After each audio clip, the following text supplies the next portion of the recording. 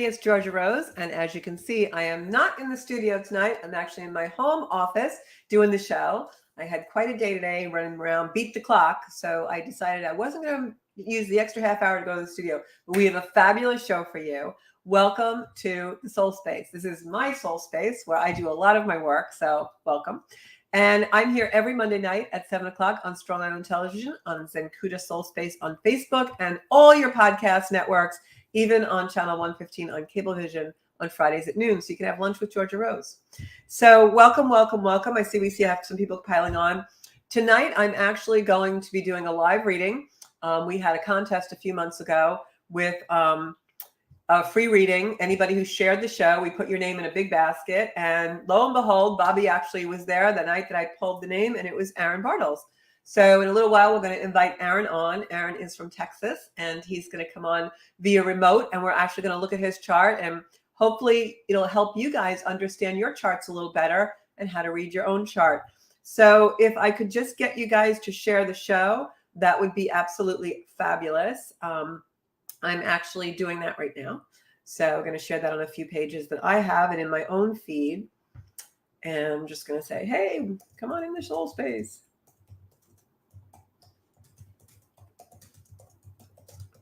And before we get started on Aaron's chart tonight, if you guys have any questions about the energy or about what's going on, stick them in the comments and I will read those. But first, I'm going to just talk a little bit about the astrology that we have going on right now.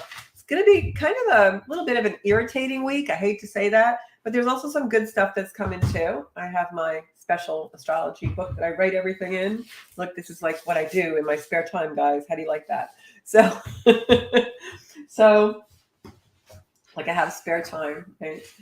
Oh, so funny. Okay, so let me find my page and my big book of tricks. Can't believe June went as fast as it did. I don't know how you guys feel about it, but I feel like June just went boom. So we had that new moon that came in last night. It was a new moon in Gemini. And like I said last week on the show, that was going to bring a lot of communication and a lot of fast moving things. That energy is actually going to stay with us for a couple of weeks because there were some aspects during that new moon that are really going to be triggered and stay with us.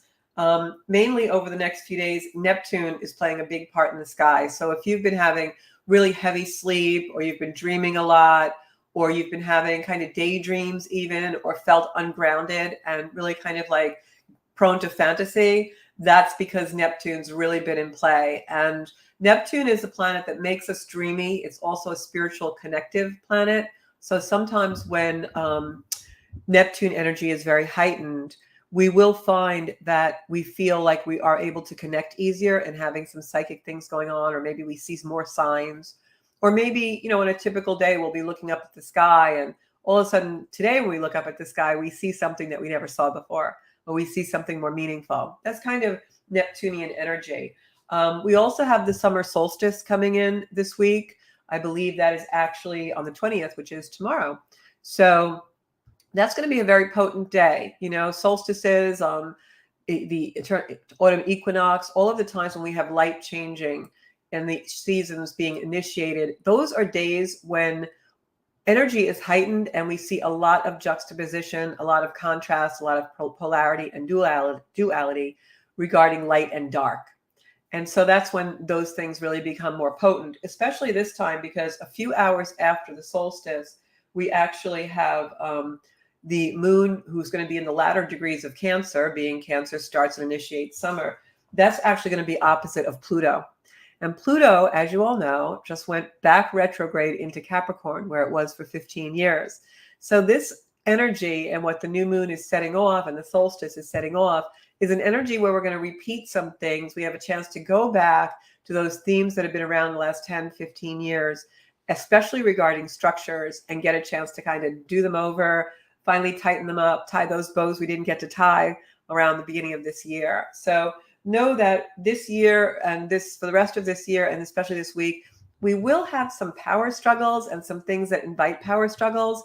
But the good news is, since they're repeats of things that have already been initiated, we really have a great chance to heal them, reconcile them, and look at them with a whole different perspective. So there's a lot of kind of complicated energy coming in, but it's for our own benefit, as always, and it will give us a chance for some really deep healing.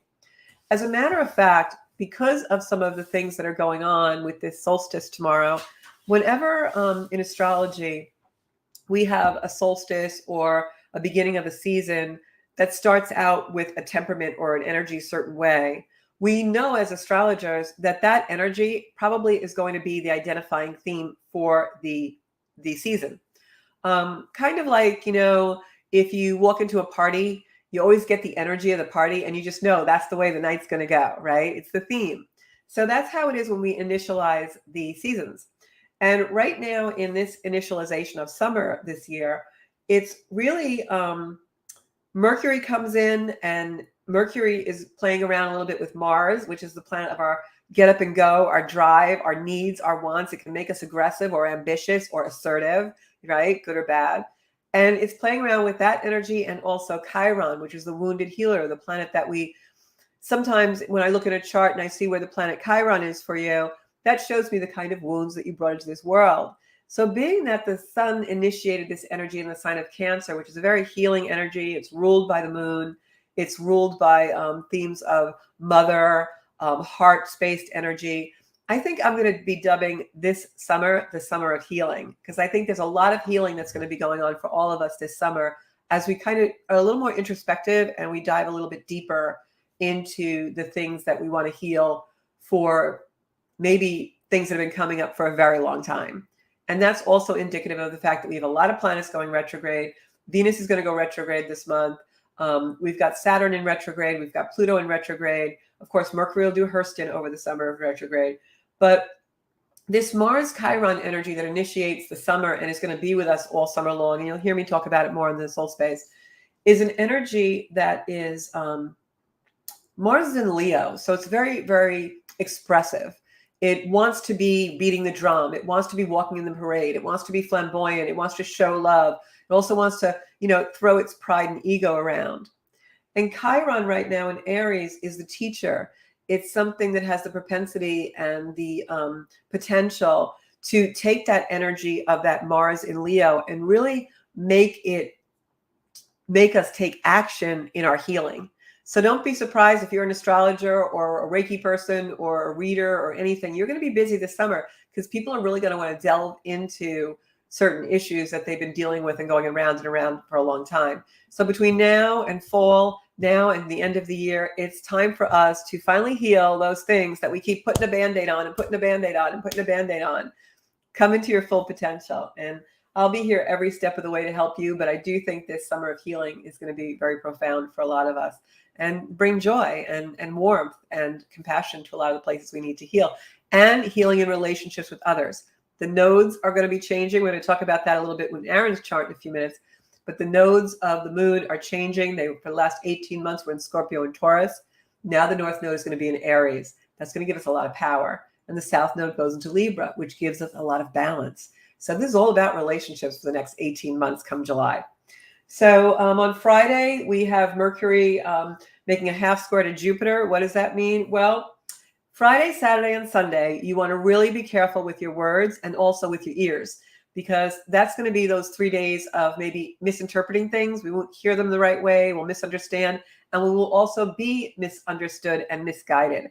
So really choose words carefully and really try and listen carefully, because those 3 days are going to pack a powerhouse of a lot of misunderstandings and unbalanced energy. But it also gives us an opportunity, if we're careful, for more deeper understanding. Because if we pay attention to what we're saying and what we're listening to, which we should be doing all the time, then we have a deeper understanding of ourselves and the other. So it's really a good thing when the universe gives us these little challenges and these little tweakings, because the way to use the energy the right way is to step into it and make it more introspective and more of a focus for us, so that we become really stepping into our full potential as listeners and speakers. And that's where I'm going to end my little spiel about the current energy. I'm going to check our comments before I go into Aaron's reading. Just putting these here. Who have I got on? Sarah. Hey, Sarah. Hey, Colleen. Hey, Michelle. Hey, Kathy. How are you doing, Kathy? I'd love to have you on the show and do a reading and you talk about your book. Liz is on. Liz is from Florida. Kim Murray. Got some people on. And don't forget, even if you missed the show tonight, you can always share it and let people know that we also put it on YouTube on the Zenkuda channel, so you can listen to it all the time. That's especially good for Aaron tonight because he can hear his reading again and again because it'll be recorded. So the other thing that I was going to tell you guys is Saturday is a quiet day. It's a creative day. So if you have anything to do with drawing or sketching or art or writing something, or you're looking to do a project, Saturday is your best day for that this week, the 24th. We've got the moon trining Uranus. So even though it's a quiet day, it can bring about like aha moments and creativity. And that's, I'm just looking at my notes a minute. Yeah. So again, the energy of this new moon, I said it on the video that I have up on my social media. The energy of this new moon is really one of a trickster type energy. The moon was right in Gemini, led by Mercury. This is an energy that's going to stay with us for a while. And it's like we can really misinterpret things, especially with Neptune up there, really, really prominent right now. We can misinterpret things, but we can also misinterpret our own thoughts.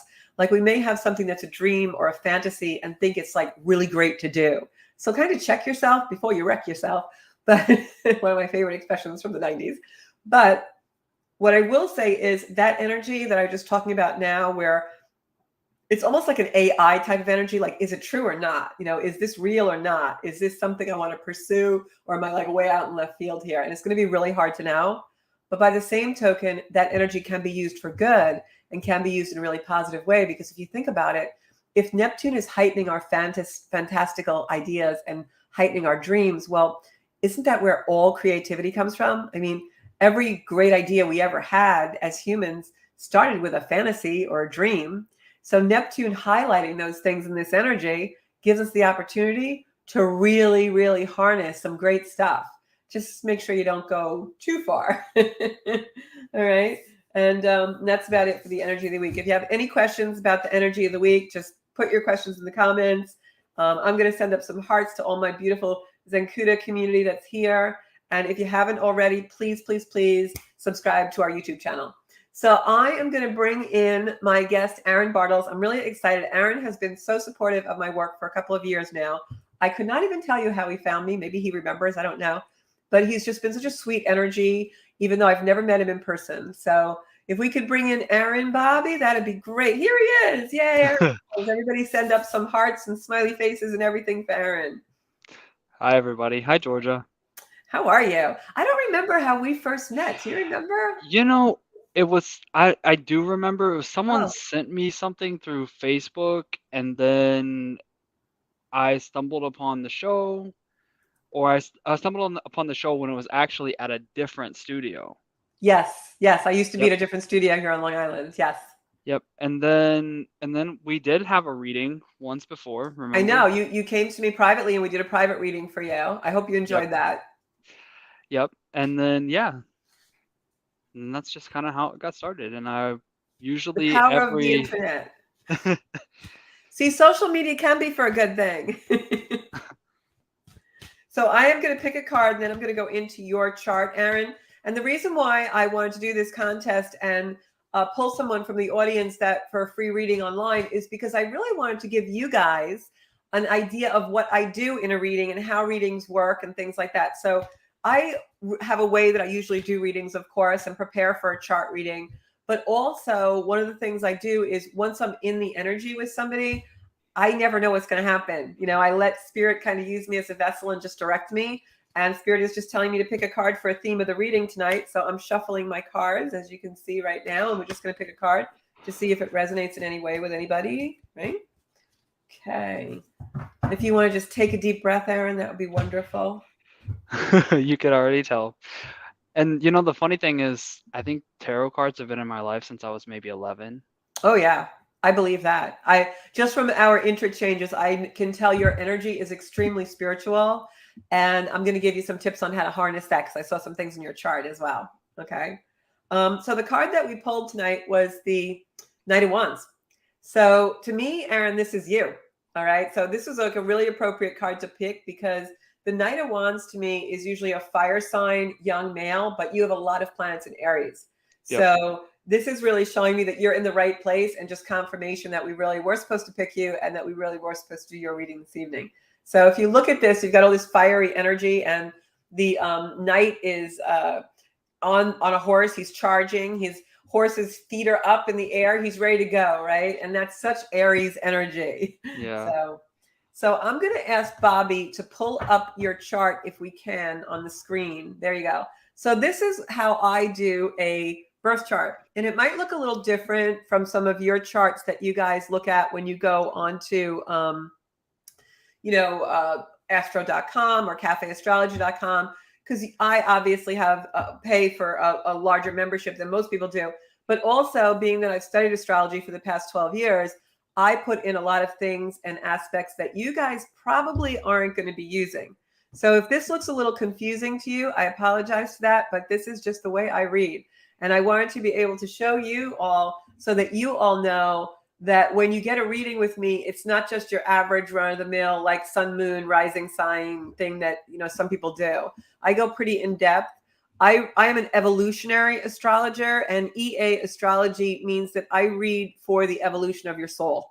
So if you come to me for a reading, you might hear, hey, you're going to buy a red car, but that's really not the purpose of the reading. The purpose of the reading is to really put you on your soul path and give you advice and moments where you really know where you're going to have to go and proceed in the future. So the first thing that jumps out at me in Aaron's chart is, if you can look and see where the little sun icon is, it's by where you see Gemini, which is at the top of the chart. If you look on the inside circle of the chart, everyone, you'll see numbers. And those numbers are significators of the houses. We have 12 houses in every astrology chart.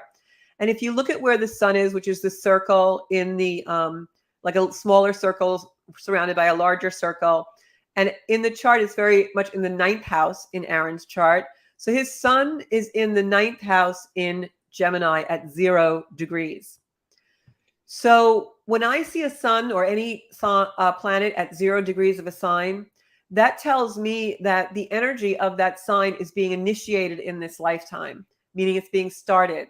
The planet, the sun, which is our life force, is actually going into Gemini and has never experienced this energy before in any other lifetime. So what does that mean for Aaron? It means that as a Gemini sun, he's going to really try to embody a lot of what Gemini means. But coming from Taurus, the last degrees of Taurus, and just going into Gemini at his birth means that he's also going to exhibit some Taurus significators and some Taurus themes, because he's not quite into Gemini yet, right? And maybe his life path as his sun progresses is that he's going to learn a little bit more about the Gemini way of living. But maybe as a baby, he came in and maybe was a little bit stubborn or something, because he still had a lot of Taurus in him, because he just made the egress into that sign.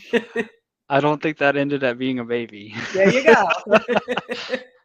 So you will evolve, and as you get older, you'll take on more of the Gemini traits, because you're at 0 degree of the sign. You're just getting there. It's like a baby who's just learning how to do something for the first time. You're a baby Gemini. So the other thing that's really interesting is this is a 9th house placement, but again, brand new to that 9th house. So that sun in the 9th house, Aaron, 9th house usually is a house of international travel. It is foreign people, like maybe you have the screen or what. Yeah, great. Thank you, Bobby. So you might have a person in your life that is foreign born, or you're attracted to foreign travel. But the 9th house is a lot about foreign, things foreign to you. So if you have an affinity, or you like to look at travel channels or dream about traveling, that's something that your soul really wants to do in this lifetime, is foreign travel. Maybe learn a foreign language, something like that. You may even find a partner who is, of a different culture or from a foreign land. That will be a very prominent theme going in your life as you progress. But since the 9th house is also foreign travel, foreign things, it's also got a theme of higher learning. And just in my brief knowing you, I know a lot of times you aspire, you train for things, you take classes, you're very into the metaphysical, you like to develop your mind. So higher learning is also going to be a really big theme for you as you live. And your sun, which is your life force, wants to do those things. It's thriving on those things. Being a Gemini, especially because Gemini is ruled by the mind. So that's really going to be themes in your life. So remember, anytime you get the itch to do something new, make sure it's really resonating with your soul. You're not just doing it to be of the mind. You want it to kind of meld. The next thing that really makes sense for me. Any questions about that? No, it actually makes sense, and it leads me to a question, but I can wait. No, ask it now. Um, It's okay. I'm actually looking at going. I'm haven't officially started it yet, but I'm probably going to go back to school for a master's degree Hmm. in the next few months. And that would fit Just in haven't really announced well. it. That would fit in really well with this kind of theme, because especially Gemini right now, and we just had, like, some egresses, and Mercury was actually spinning through Gemini.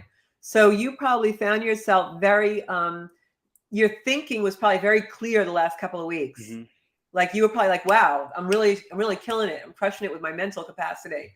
Because that's, the Mercury, when Mercury transits Gemini, that's when, if you see Mercury coming up into Gemini, and Mercury usually does that about every year or so, like, that's the time to plan anything that's going to take a lot of focus for you, because you probably find it hard to focus at times. And when Mercury is in Gemini, you're going to feel better about focusing. Yeah, especially, well, I would say that the last month it has been really clear. Yeah. Really focused, really great results in a lot of areas. Yep. Today I was a little spacey, but I think that was That's Neptune Neptune. coming in. Yeah, we all felt spacey today. Everybody was spacey today. But watch I know you follow astrology a little bit. Just whenever you hear Gemini's going into Mercury's going into Gemini, that's when you're going to be like, or look at the chart for like the year to come and say, that's when I'm going to like really do this project, or that's when I'm going to write this thing, or that's when I'm going to like really make sure I have a project at work that I'm going to do during that time, because you'll have such success at it.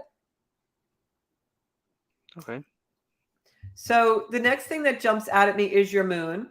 And as you know, you have an Aries moon. Yeah, I do. And Which means so, I got a temper. yeah. So, Uh, but there's a few things with your moon in Aries that I wanted to go over with you, because really interesting stuff. One of the things that I'm going to tell you is that your Aries moon, like, I know we talked a little bit the other day, and you mentioned a stellium in Capricorn. For those of you watching, if you look down to the bottom part of the chart, I'm sorry, the not the bottom part of the chart. If you look at look at the bottom part of the chart, you'll see Aaron also has like 3 planets in the 4th house, right? Yeah. And I'll look at my chart again. Yeah, the 4th house, which is Capricorn. But you also have a stellium in Aries. oh wow, I So did not know that. yeah, in I mean, Aries, yeah, it's almost like a cross stellium, because you've got Mercury in let me just look. Yeah, Mercury is actually in Taurus, but it's still in your 8th house. So it's very close to this other thing. But in Aries, you have your moon, you've got Venus. Venus, which, is really quite a conjunction. And then you've got some asteroids, Eros and Vesta. So your Aryan energy gets ignited a lot. But what I'm going to tell you is that moon, and I wrote it down, the moon in Aries, I was just doing that before we got on, is conjunct Venus. So I know that Aryan energy can make you very angry at times, or, snapping off. But I want to tell you, I think part of your maturity and part of your life course and life lesson is that moon conjuncting Venus in Aries. An Aries Venus is someone who is extremely passionate. Like, that's like in relationship, you are a very passionate person. You're passionate about everything you do. If you set a Mhm. goal and you want to go to the gym, that's your passion project. If you have something that really ignites you at work, you have an extreme amount of passion in your life for things that you really like to do. So one of the pieces of advice that I will give you is stay away from things that don't give you joy, and stay away from things, unless you have to do it, like we all have to take out the garbage. But you are going to become so bored so easily if your passions are not ignited. Yep. Because you've got more passion than the average person, and you can use that to good use. But as much as you like to be, the horns coming out of your head, and like, I will say that a moon conjunct Venus is one of the most loving, caring energies. The fact that you have it in Aries is almost like, although you can be a hothead, you're also so fiercely protective. And when you love fiercely. And that's why themes of betrayal or themes of, if something isn't reciprocated, that's why you get hot under the collar, because you give so much and you're so passionate. So I'm hoping that just kind of identifying that about yourself will make you realize that instead of, if there's an inequity in a relationship where someone isn't giving their all or as passionate about things as you, realize that not everyone's going to be like you, because you have an extraordinary amount of passion. Yep. And so, maybe cut people a little slack, and, maybe even temper yourself a little bit and put your energy where it's really warranted. And the flip side of that coin is when you feel yourself getting angry or fierce in battle, same question, is this really worth it? Right? Is this the hill I want to die on? Is this really, what am I fighting for here? It's the same thing with the passionate part of it. That's love, right? The part that's not anger is this person worthy of all this passion? So thinking about how you utilize that energy of Mars and the moon, rather, which is our emotions. The moon is also the mother, right? So with a Venus moon conjunction, you probably had very close relationships with female energies in your family. You probably are very protective of them. Even though you're a male, you're very mothering. We all have that masculine, feminine. You're very much that type of person. So, but I think what happens oftentimes is that you get motivated in the opposite direction. And people don't get to see all that beautiful side of you, that loving, that caring, that protective side. So I don't know. Does that resonate with you? It does. And Yeah. I didn't think, well, I knew that my moon and my Venus were in Aries, but I didn't think about them. I don't know why I just never looked at it like a conjunction. So Yeah, and I think that's that that's interesting. really divinely placed, because if your moon was in Aries with like Mercury is very close there too, even though it's in Taurus, it's very close to the planets. And you've also got what else was in there? You've got Venus and the moon, and you've got the planet Vesta. Vesta is the Vestal Virgin. Vesta is feminine energy. Vesta is the energy of that protection. But it's also an energy that's like extreme. It's like the story of the Vestal Virgins in Roman time was they kept the fires burning. And if any of them strayed and did not remain a virgin, the fires went out. Oh, So wow. life forces went out. So it's like so extreme, like the tolerance level of anything that's not the norm or conformity, So the fact that you have Venus there tempers all of that extreme energy and gives you the potential to be so amazingly loving. And I equate that energy to, I identify very strongly with Joan of Arc. And if you think about Joan of Arc, when people think of her, they think of this like really strong woman, this strong female energy, and she's riding into battle and she's going to take no prisoners and she's a crusader, right? But think about who Joan really was. She was a 16-year-old girl who had so much love for her people that she was willing to die for them. So it's really like the passion is twofold, right? Light and dark. We are in control of how much we turn on which spigot, right? So my advice to you would be show a little more of that softer, nurturing side. Don't come in so much as like, the Knight of Wands card that we chose, where you're like, I don't know where I put it now. I think I put it back in the deck. Take no prisoners. Yeah. Like, don't come in with the horn, like, right? So, because I think that if I'm not mistaken, you probably have had some issues in groups and getting along with groups, right? I think you make friends very easily because, by the way, a Venus conjunct moon aspect makes you extremely attractive to people. So you got that going for you. But I'll bet you've had like, kind of conflicts and some like, sticking points with groups and joining communities and groups. Yeah, I think that and that's kind of two-sided, right? I have that temper. I Yeah. have that like when you and the older I get, I want to say it's a little more You have a little more when I was patience. a little more patience, but also like when I was younger, I might get mad or like really upset about it. Now I like, I have to tone it down because like now I'm like, you know what, you're walking in the danger zone, like Right. Well, you're like learning. And that's exactly the lessons you came into this life to learn. So you're following your path. And, like I always tell so many of my clients, you don't have to master that lesson in a day. What you have to yeah. do is show up for it. And you're showing up for it because you're conscious of it. Yep. Yeah. So you're doing the work.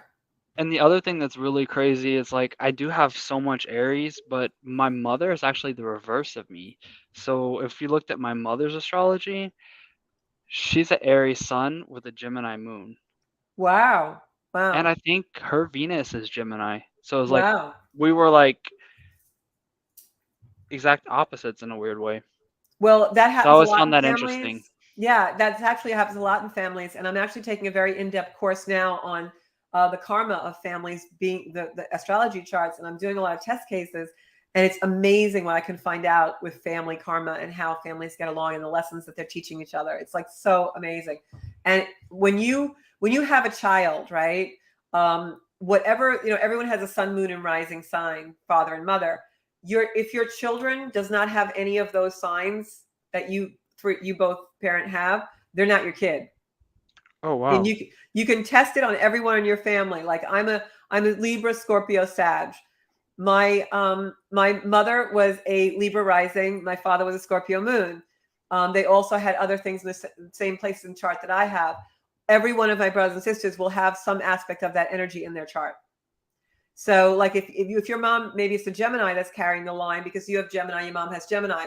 If you look at her mother's chart or her father's chart, if you can find the time of birth, you'll see how the karma goes. It's amazing. It's just amazing. So the other thing I wanted to say to you, and the reason why I brought up about the groups is because as part of this lesson of that moon and that Aries energy and that sun that you have and that beautiful ability you have to love, where this lesson is going to play out for you is in your groups and your community. And the reason for that, Aaron, is your south node of the moon is in Leo in the Leo. 11th house. So Leo is an energy of, you want to be the star. When you were younger, maybe a little bit still now, maybe not as much, but I'll bet you were somebody who was like shock value, like rebellious just to be rebellious, or you'd walk in a room and you wanted to say something that was going to shock everybody or wear something that was going to shock people. You just had that kind of shock value because you wanted to be seen. So that south node in Leo is the life lesson of the opposite, which is the north node in Aquarius. And what that lesson is about not being selfish. It's about selflessness. It's about community. It's about doing what's good for the whole instead of what's good for you. And those will be themes that keep coming up in your life lessons. And that's why this sun in Gemini and the moon conjunct Venus in Aries, that energy is all going to play out with that Leo Aquarius axis. And Aquarius is an energy that wants to be part of a community, and it wants to be part of a community very badly. So then the lesson and the theme for you becomes communication. And in your chart, you have Mercury squaring those nodes that give you the lesson of getting along in groups or working in a community or having a hard time with that. Mercury squaring the nodes is our mind. It's our communication. And so you probably have a hard time being understood. You probably have a hard time sometimes communicating what you really want to feel because sometimes you come in as the tough guy. And that's really counterproductive to what you really want. What you really want is that love that you desire and someone to really reciprocate that softer side of you, but you don't trust enough to do that. No. And it comes off sometimes as being intimidating, or maybe even in a work setting, like you don't look like part of the group, even though that's really what your intention is, So one of the things that you have to work on, your other life lesson besides, what am I fighting for? Is this person really worth my passion? Good or bad, love or anger. The other question is you need to work on the communication and find ways where your communication, your words, the way that you act really embodies what you authentically want to portray and be and do in the life that you're living. Because you have the ability to do that. You probably have done it, but you don't trust enough a lot of the time to allow yourself to really authentically come through. So what do you think about that? I know you're very quiet. No, I mean I'm listening, sorry. It's very true. It's very true. Yeah, and so that Mercury square, the North Node also, like I know you asked a question when we were messaging about Murphy's Law. Well, when we don't embrace the lesson of the Mercury squaring the nodes and the lessons of the nodes, we're going to learn by hardship. That's the problem. We learn by hardship, and the universe will keep like tweaking you and tweaking you and tweaking you because it wants to keep testing you. Has he gotten it yet? Has he harnessed this yet? Is he going to trust somebody, or is he going to not flip off? Is he going to be loving? Is he going to be really who Aaron is? So they're going to keep tweaking you.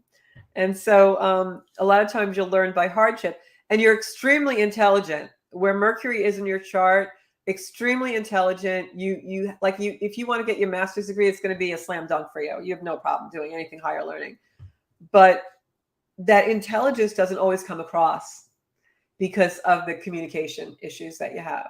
So you want to really maybe think before you and choose your words carefully sometimes. And, be careful of how you come across to others. I know that was one of my life lessons where sometimes I talk very fast and I do things very fast. And so sometimes I didn't always stop to think about how I came across to others. I was only thinking about what I was doing, and that was a lesson that I had learned in my life was, wait a second, maybe somebody took that a little differently than I meant it, because maybe I was a little abrupt with them, So I can be harsh because sometimes I just want things done. Yep. So, just temper your words a little bit. And so here's the good news for you. You have an asteroid, which is called Juno. And I always put Juno in my readings because Juno is the asteroid that signifies partnerships. It's called the marriage asteroid. And so you have Juno conjunct Pluto. Now, a lot of people would think Oh that was a God. bad thing, but it's not. It's a good thing. Sounds like a Pluto is nightmare. also power. Yeah. Pluto is power and Pluto is transformation. Now, granted, sometimes it does it in a harsh way, but with Juno there and the way it's going to come into relationships for you is that when you finally meet the partner that's right for you, it's going to be a lifelong partner. You may have had a lot of false starts, or you may have had something that was temporary, back again or whatever. But just know that when you really meet the one, this is going to be someone that you're deeply attracted to. And it's also going to be a power couple. When you finally meet the person that's right for you, it's going to be someone that you feel can raise your status and vice versa. So when looking for a partner, don't look down, look up. Because your chart shows that your overall lifetime partnership will be a power couple with somebody. You definitely will step into that. This will be also an energy of deep attraction, likely to last a lifetime. Someone you see is really raising you up. But the downside of that energy, because it's Pluto, is you can get obsessive about that person. So temper yourself, because in relationship, especially with that Aries combination, the Venus, the moon there, and the Juno and Pluto together, this can make for, you get a little obsessive about people. You get a little bit like, hey, what are you doing now? You're a detective, So, Yeah, and especially I think that's Aries too, right? Like when yeah. when you have an Aries and Venus, when you love really hard, and that's Yeah, that it's like Joan of a Arc. I call it the Joan of Arc combo. You're running um into battle. It's like you have superhero powers when it comes to love. it's actually funny. I'm on the end of a relationship that's kind of been over for like 6 months or so. Yeah. Um, and right now, instead of jumping, this is very not my energy usually. Instead of jumping into another relationship, or I'm like, for some reason, I think maybe September, Mm-hmm. October. Mm-hmm. Uh, but right now, I'm like, I have to fix the mess that the last couple years created, or not really created, maybe in a way destroyed, right? Like all of those Right. structures crumbled. Right. The things you didn't focus on, you got to focus on now. Yep. Yeah. And you're following your path, because I was going to tell you that, because you also came off when Saturn was in Capricorn, you had your Saturn return. Yep. So that's when you learned a lot of harsh lessons. All right. Now you've got Pluto going back there. Your Saturn, it's so funny because our Saturns are almost in the same exact place, which is why I think we're teaching each other in life, right? I've learned things from you too. And your Saturn there at the end of Capricorn is now going to get that Pluto on it again. So this is the time you get to wrap up all the themes, everything that's been going on for umpteen years. Now you wrap it all up and you're really going to have a lot of growth. So that's huge for you. The other huge thing for you also, Aaron, is the nodes of the moon change in July and the nodes of the moon travel backwards. So the nodes have been in Taurus and Scorpio. They're going to go into Aries, Libra. The North node is going to transit all of your Aries planets. So that's your destiny. That's I have energy of, chills. yeah, that's your energy of allowing you to really step into your full potential. So follow your intuition. Don't go back to bad habits. Because if you go back to bad habits, all that Aryan energy that we just talked about, it's going to smack you in the face. Yep. So be mature, wait for the right partner, focus on the school or the job or whatever, and use those places as a classroom to really expand your communication, because those are your life lessons. And, that's really the reading. I also wanted to tell you that you are a 10th house Cancer. So, and you've got Chiron there with Jupiter. Yep. So whatever you decide to do for a living will be healing, either for you or other people. I know you kind of work in the health field. You might want to expand on that, because with that energy there, you definitely have a propensity to be some kind of a healing energy in wherever you work, even if it's not, classically healing hospital thing like that. Wherever you work, you have the capacity, if you work on your communication skills, to really provide a healing atmosphere for people and a loving atmosphere. So your 10th house is a sign where you're not going to be happy, pushing papers. You Yep. want to be really making a difference with some things that you do. All right. And because you're Cancer in that 10th house, which is career, you also have a tendency, if someone pisses you off, you don't want to do anything. You're going to go in the shell. That's going to be your undoing. You have to learn to stand your ground in a really healthy way and communicate so that you go forward. Remember, when you go back in your shell, you're going backwards. Yep. So go forward, because that's going to be a theme with you. You're going to be easily wounded sometimes in jobs, because you give a lot and sometimes it doesn't get recognized. The other thing that I wanted to tell you, and this is the last thing I'm going to say, and then I'm going to give you questions, let you do questions. Mars is on your descendant. Okay, right on your descendant, which technically means it's opposite your ascendant. Mars on the descendant means that you have what they call a setting Mars. And that's actually a good thing, because with all that Aryan energy, you don't want to be too, Mars rules Aries. So you don't want to be too, so, and it's in Pisces right now. So you've got Mars is in Pisces on your, Yep, Mars is in Pisces. Yeah, Mars is in Pisces for you. So, Saturn is in Neptune rather is in Pisces right now. So that's why that Mars energy has been like, if you felt a change recently, it's because Neptune is kind of passing over your Mars. So when Neptune does that, it's going to kind of make it softer. You don't feel so like the Incredible Hulk, So use that. So use that time period to allow your Mars to be more mature and develop that and make those habits instead of the reaction, more the response that you really want to do from that loving side of you, that beautiful, moon in Aries that can be so fiercely loving. So, just remember that, like that Mars on the descendant also makes you very attractive. It gives you a fighting and competitive spirit, though. So you're going to also sometimes, fight for your right to believe with the way you believe. That's very big with you. Even if it's not the norm or you don't conform, you want to have your right to be what you are, and that's very, very commendable. And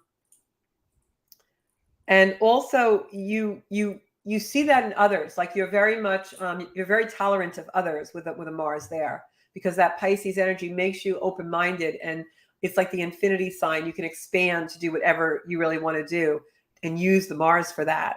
How beautiful is that, right? So like I always say, especially with spiritual devotion, if you were mentioning tarot before, with a Mars placement where you have it, especially in Pisces, that's going to give you the assertion to be able to learn those things very easily. And as a result of that, you can use that energy to really connect.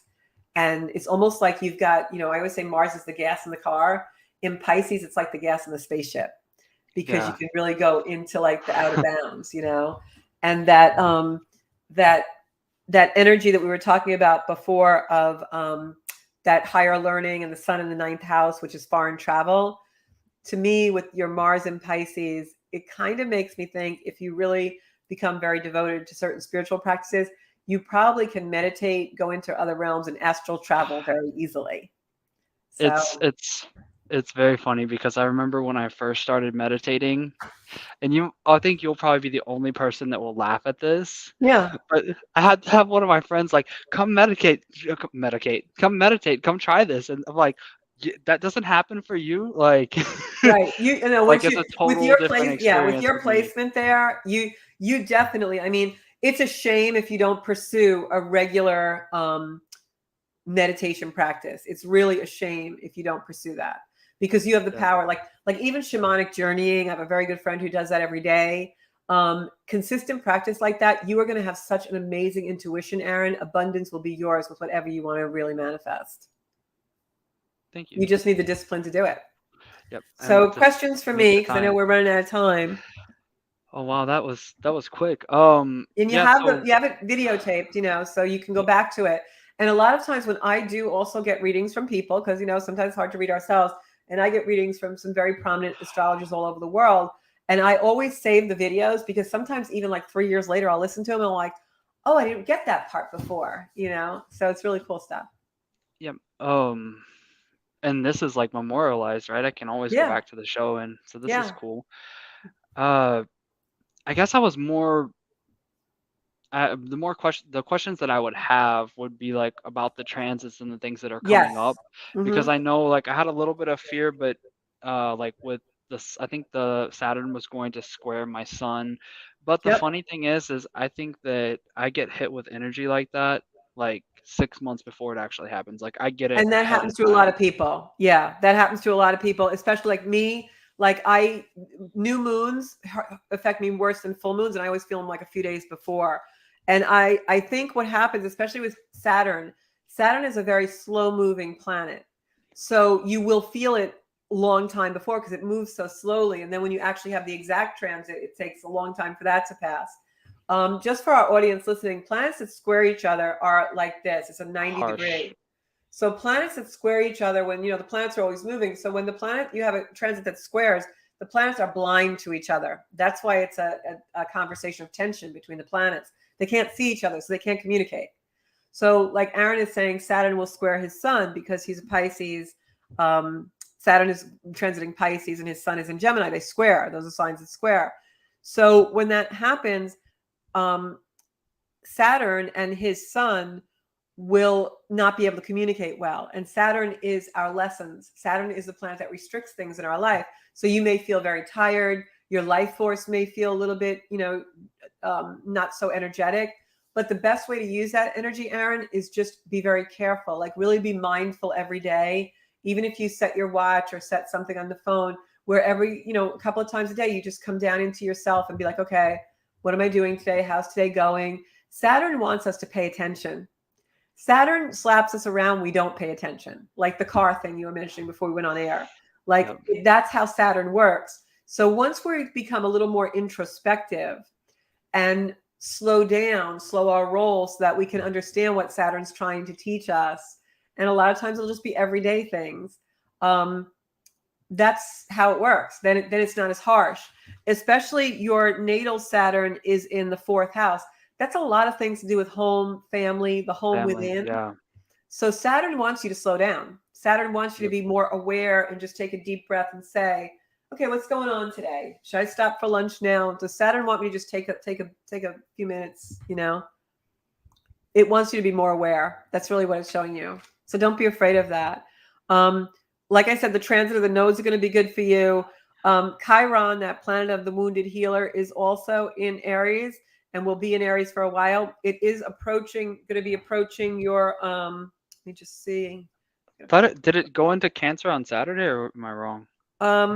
Chiron No, Chiron is in Aries.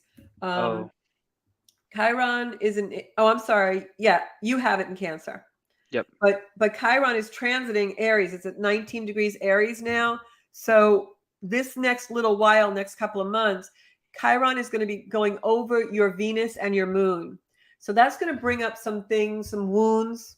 You may feel sensitive to some things, but it's also going to bring them into the forefront so that you confront them and heal them.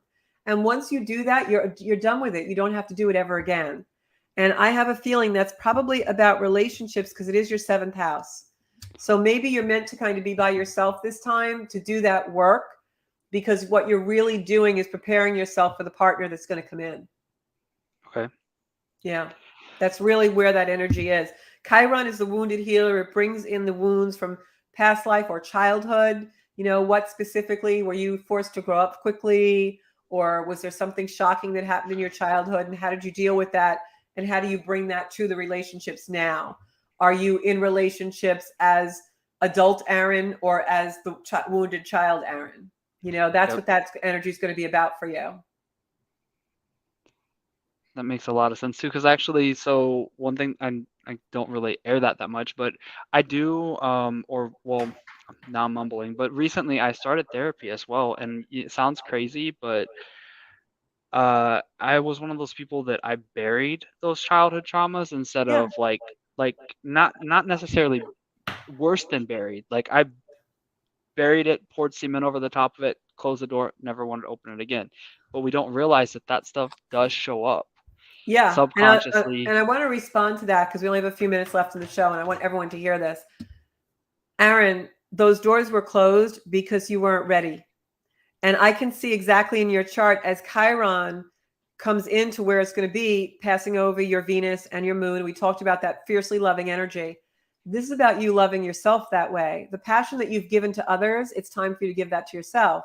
And in the chart, those are the lessons they're going to be giving you now. So that's why those memories can come out because they want your love and they want your healing. And that's the beauty of astrology. It's all right here. The timing of our life is in absolute perfection.